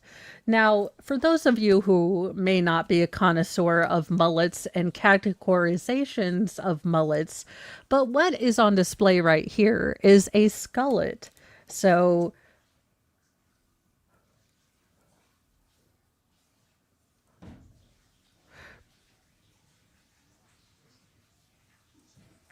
now, because I'm from Indiana, we have categorizations of mullet, but basically a skullet is where you grow the hairs that are remaining on the back of your head long to give the illusion that at least in the back you're still party. There's nothing in the front but party in the back. That is a skullet. I've never found them to be aesthetically pleasing, but hey, make your own choices. It's your hair. If you want to rock the skullet, you do that. Also, I feel like he's auditioning for a cop episode with that tank top. similar to gymnastics. Although my name's Mike, it's not Jim, and the things I do are similar to gymnastic activities. So, voila, Mike Nastics.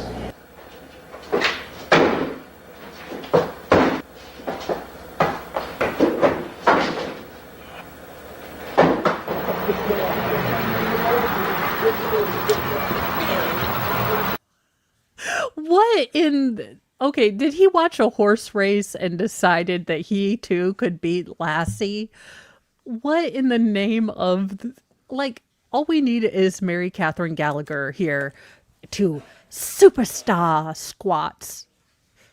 But sure, why not? Why wouldn't you take this peak of athletic ability and say, I'd like to follow him?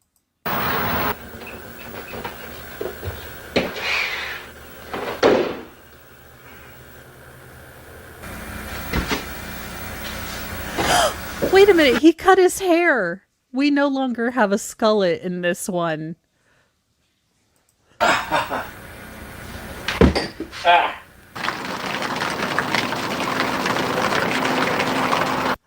As everyone does Mike Nastics in the cutoff jean denim jorts. You must have Daisy Dukes on if you're gonna do Mike Nastics.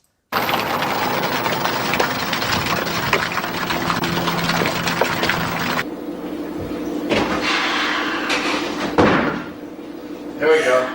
I feel like I'm watching Bill Dotree from King of the Hill working out and doing things that are relatively non-functional as far as calisthenically or functionally as a workout.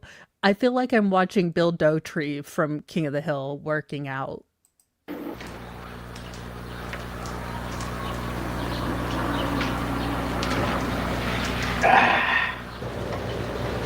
It's Mike Nastical.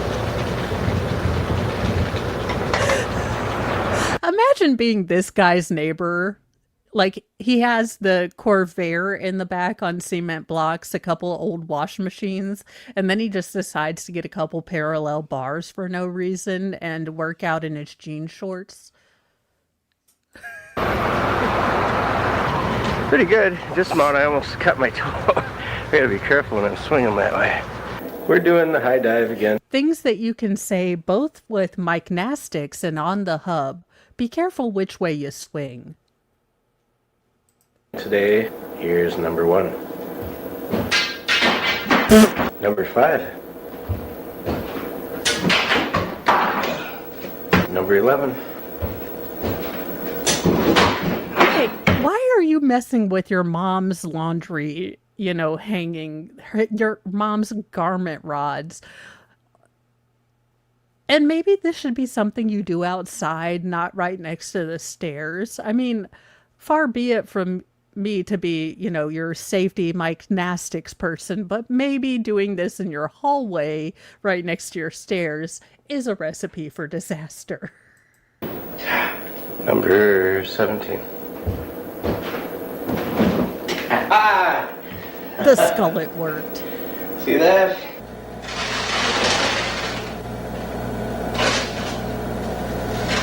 Fruit of the Looms just don't make them like they used to.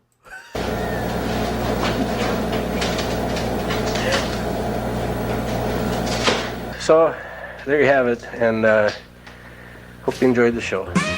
Everyone go to MikeNastic@AOL.com. I believe that we all need the Mike Nastics. That we should all be offered all the Mike Nastics in the world.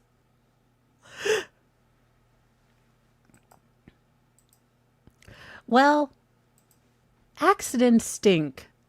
And we just learned about Mike Nastics, but maybe we need to take our safety into account.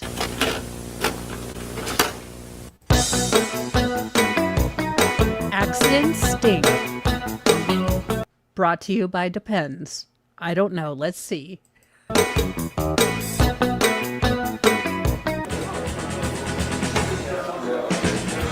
Look at that, it's poo. Really? Is that poop? Us doctors call it stool, not this stool. Wait a minute.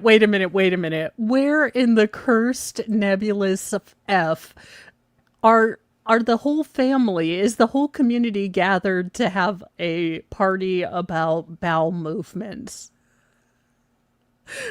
Because as you do at every party, you start talking about impacted stool. This stool. But it's okay if you call it poop. I'll know what you're talking about. We need to be scientifically precise. Not stool, feces. Doo-doo, that's what we call it at home. Where in the cursed clips did we find this? What are...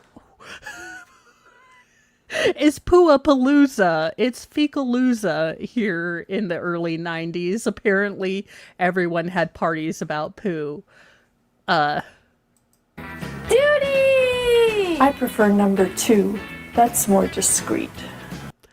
Ma'am, those Manson lamps that you're staring into my soul right now, I don't know that you've ever been discreet about anything. I think you've told the world. I think you might take pictures of your number 2s.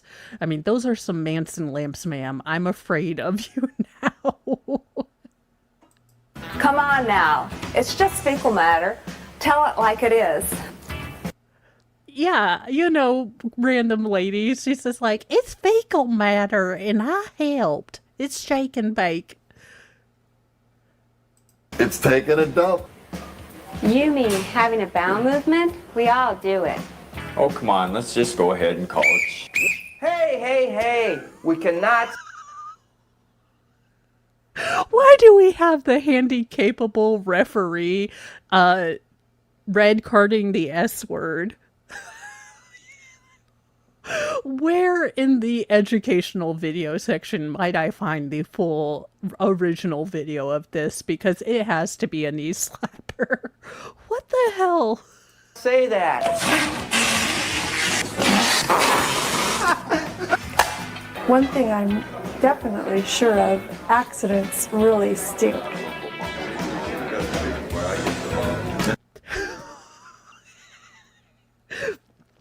Okay, please tell me that when they had all of these community acting theater people come in to do this video, they were like, we're going to be talking about ish. That's what we're just going to be. You too can talk about fecal matter at a party, as you do. If you don't do your bowel care regularly and well, then the stool gets backed up. And then we have to use strong medicines. And You gotta. They did not put a jackhammer in there. I am dead. Make it a habit. I do it by the calendar. Predictability. Yeah, could you hold all my calls, please? It's time for lunch.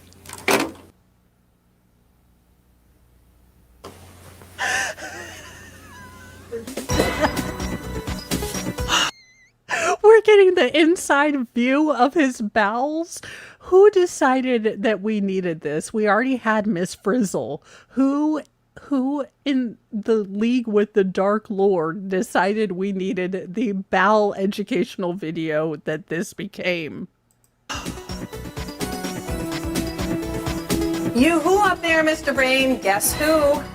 It's Bowel down here, way at the bottom of the food chain, doing what I do best, disposing of refuse. I mean, I guess if I were a bowel worker, I'd be pretty disgruntled. But I like how she's captured the anal retentiveness of the bowel worker. and the struggles of being a bowel worker. Stand by on that, Bow. We're pretty busy up here. You don't get the big picture, Mr. Brain. You should know what bean burritos do down here. Mr. Brain, we are sharp. We are at SharkCon, too. This might be, in fact, a prairie dogging event. Please get us to the pool so we can drop off the children. What is going on? I need some attention, and I need it now, or we're all going to be embarrassed. I love that the bowel is complaining, like, I'm from the sphincter, and I need attention, too. This could have gone so much darker. Catch my drift. 10-4 to that last message, Bow. Brown alert. Brown alert. Let's put Brown alert.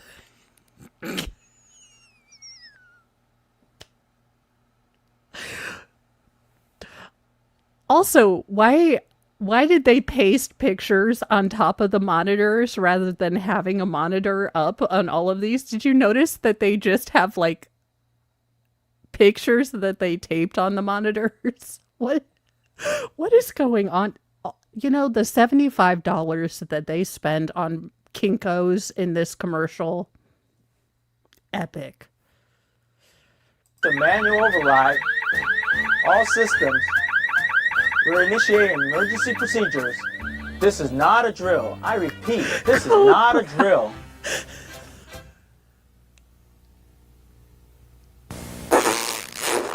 All systems, we have touchdown. I feel like I'm in Austin Powers and we're like, who does number 2 work for? And no one. What? What is going on here? And then to get us away from the, well, fecal matter, I found another musical. So we are looking at that because who doesn't need an Aliens musical to get us away from the poo party that apparently was that video?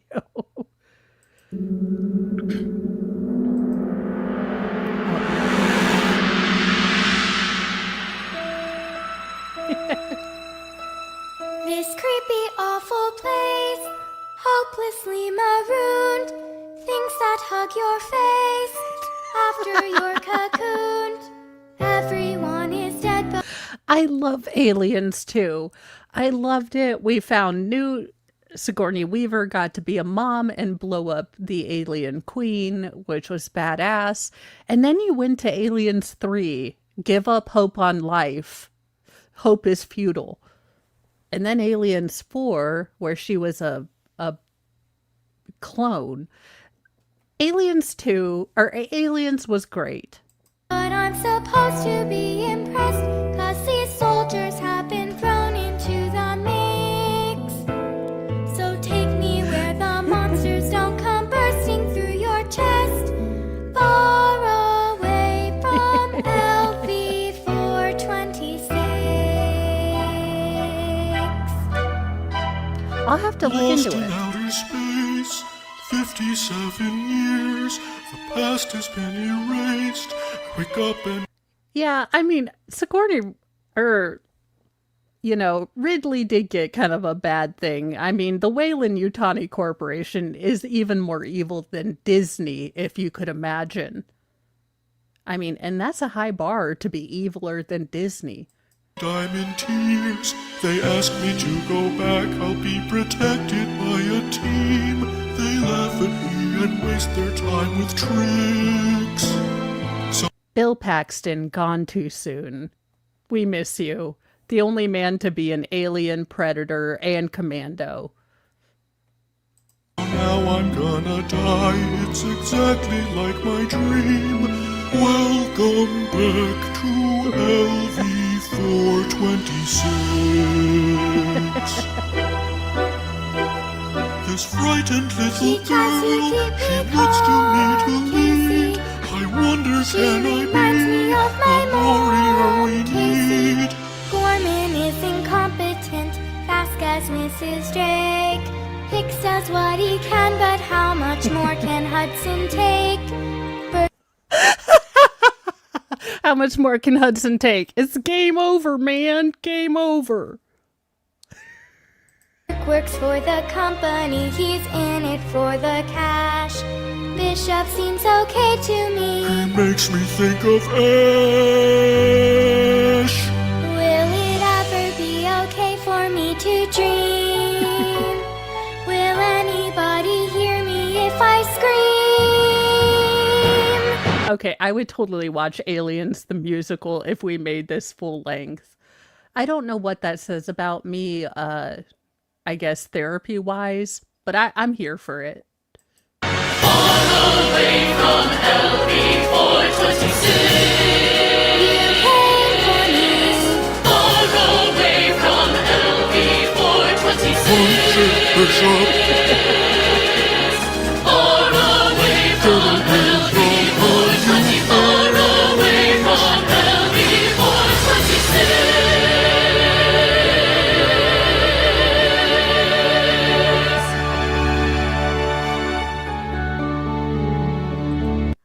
Can we all just say that Aliens ended really well? And then we got Aliens 3, give up on hope and humanity, Newt's dead, everyone's dead, and you're in this prison colony with a bunch of weird Jesuit eunuchs. Well, some of them are eunuchs. I mean, again, this was a good movie. It had a great storyline. I loved it. And as much as I'm not into horror, I loved this as a kid. I thought this was a great show. And then they came out with Aliens 3, and I was like, wow, how depressing. I pray that there's no more No last horrific clincher. I wonder what's in store. I guess it's up to Fincher. Yeah, thanks, Fincher, David Fincher, for ruining Aliens 3. Sweet dreams for Bishop Ripley, Newt and Hicks. At least for now, we're far away from LV4 26.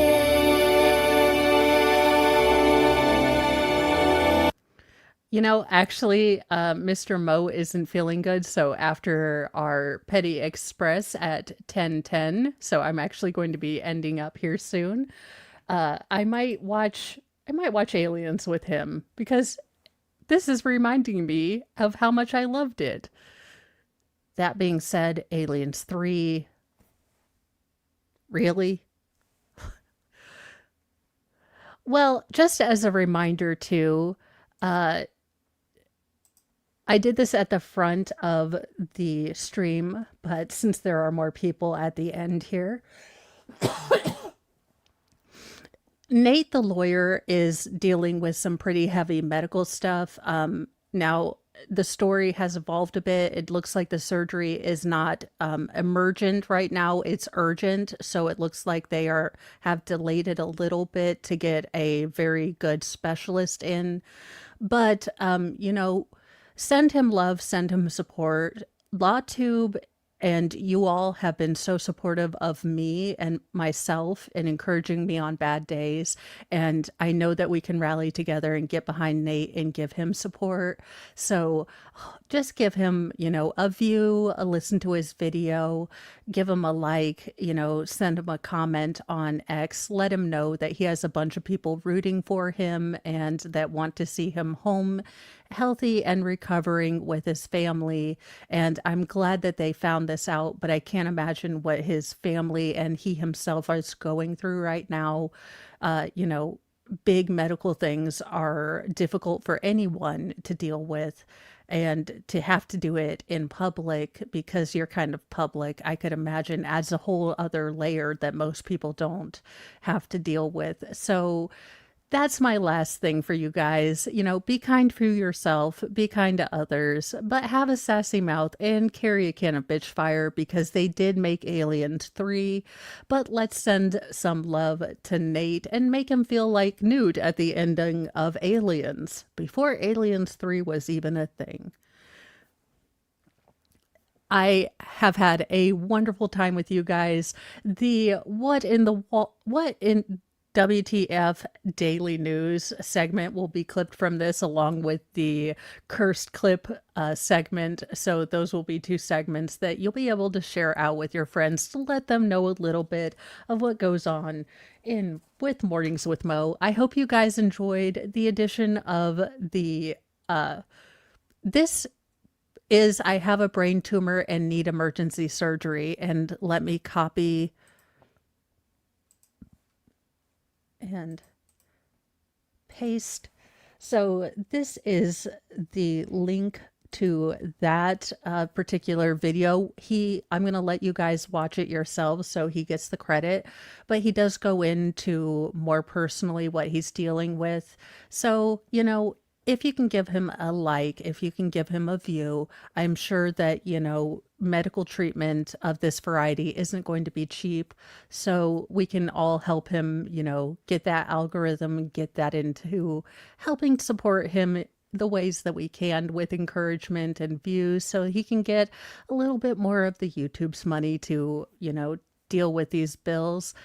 I will see you guys in about 10 minutes. We will be starting the Petty Express.